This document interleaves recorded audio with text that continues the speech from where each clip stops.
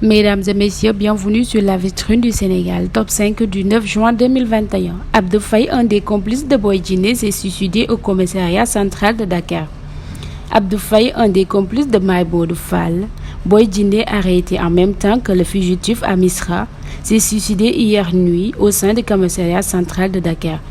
Nos confrères avaient révélé hier qu'entendus et confrontés à Boy Djiné, les trois complices d'Amsi, Cheikh Ndiaye et Abdou Faye pourraient faire face au procureur aujourd'hui puisqu'ils avaient bénéficié d'un retour de parquet. Ce sera donc sans Abdou Faye qui a préféré se donner la mort dans les circonstances qu'on a élucidées pour le moment, précisent nos confrères. Violence, indiscipline au campus. Accusé de manque d'autorité, le DG du COUD réagit. La direction du Centre des œuvres universitaires de Dakar ne saurait laisser de tels actes impunis, a averti Maguette Sène, le directeur général du COUD, cité par IGFM. Il déclare que l'autorité du campus se réserve le droit de faire toutes les investigations nécessaires pour identifier les auteurs afin de porter l'affaire devant les autorités judiciaires et académiques compétentes. Un groupe d'étudiants a perpétré les scènes de pillage dans les campus sociaux de la grande cité et de l'école supérieure polytechnique. Parce qu'elle n'est pas partie prenante des élections de renouvellement des amicales d'étudiants, explique le maire de Malicounda.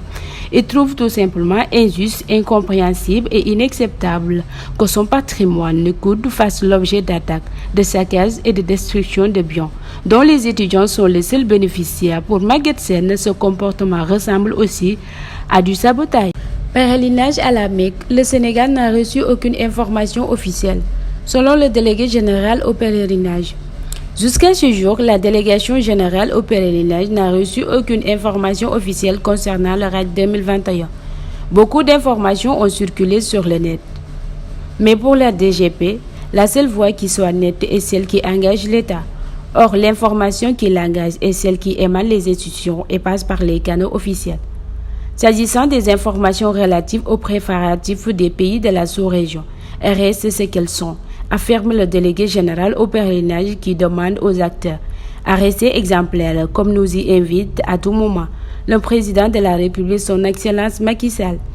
Je leur réitère son message de ne pas s'exposer à des contentieux en enregistrant des candidats au pèlerinage et en encaissant leur argent tant que l'État n'aura pas donné l'autorisation, selon un communiqué exploité par nos confrères. Insécurité en Casamance, les États-Unis mettent en garde leurs ressortissants. L'intrusion de bandes armées et coupeurs de route en Casamance ne laisse pas indifférent le département d'État américain. Par le biais de son ambassade à Dakar, il appelle ses citoyens à la vigilance et à éviter d'emprunter certains axes routiers pour des raisons de sécurité. L'alerte est destinée à tous les citoyens employés du gouvernement américain évoluant dans le sud du Sénégal, la Casamance en particulier, selon de notre parcours.